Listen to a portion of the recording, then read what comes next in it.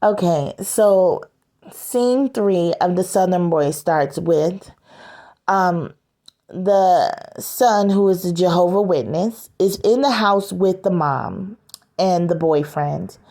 And they're having dinner, Sunday dinner.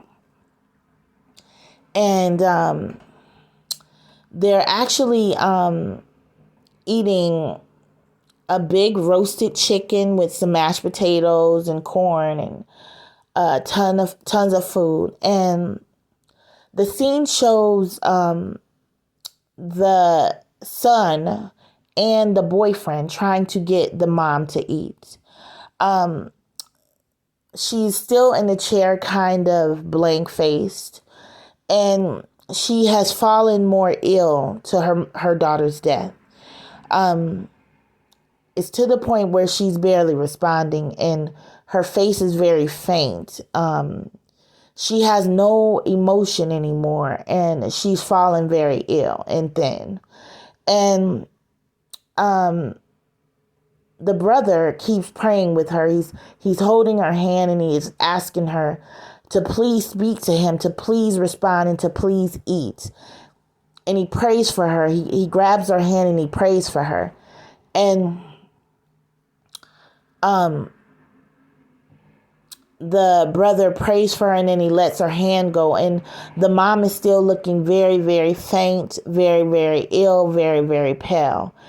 And the boyfriend is asking her to please, just please eat. And then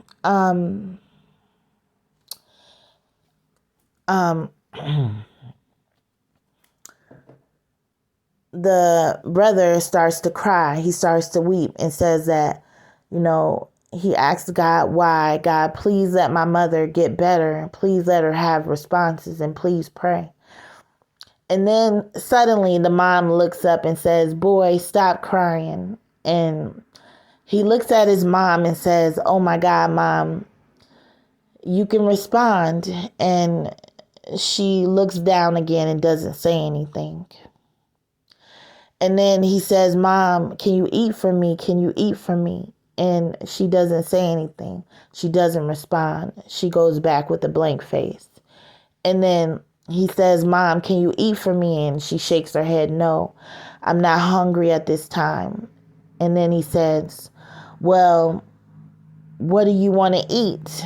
Is there anything you want to eat? And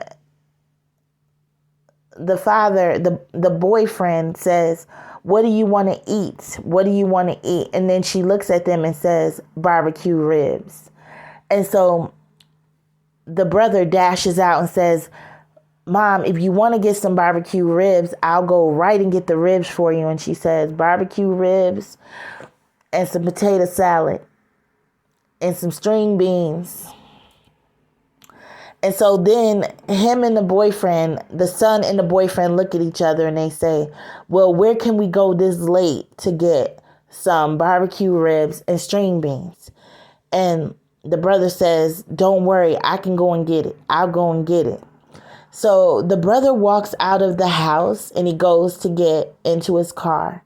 While he's on the sidewalk going towards the car, he sees a car pull up. And he sees some gentlemen in the car. And while he's walking, he sees a guy pull up to him with a gun. And they have a gun and they're riding towards him with the gun. And he stops and he holds his Bible and he prays. And then he hears the men in the car say, that's the wrong person. Keep going. And so the gun was pointed at him, but the guy looks at him and says, no, that's not the right person. Keep going. And so he actually keeps going. And the son prays and says, thank you, Jehovah, for sparing my life. Thank you.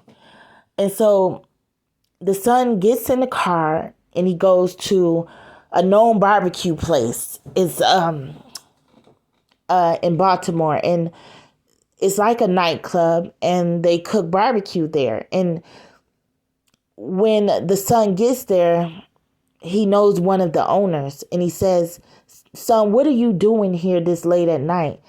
And he tells the owner, "Look, my mom won't eat, and she finally spoke her first words today after my sister's death, and she needs some barbecue ribs."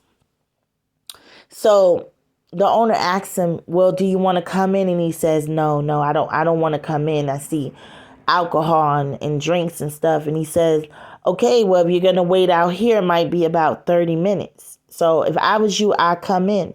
And he says, "Nah." And then he says, "Look, I need someone to fix these ribs.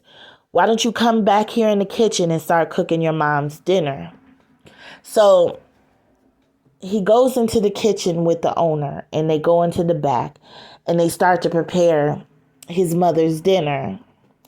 And then when they finish, he says, "Look, I have two or 3 pounds of ribs here, and I want you to take them to your mother, and I don't want you to pay for anything here." And then he says, "I have some sweet potato pie and some apple pie, and I want you to take all this home." And then he tells them that he's welcome here,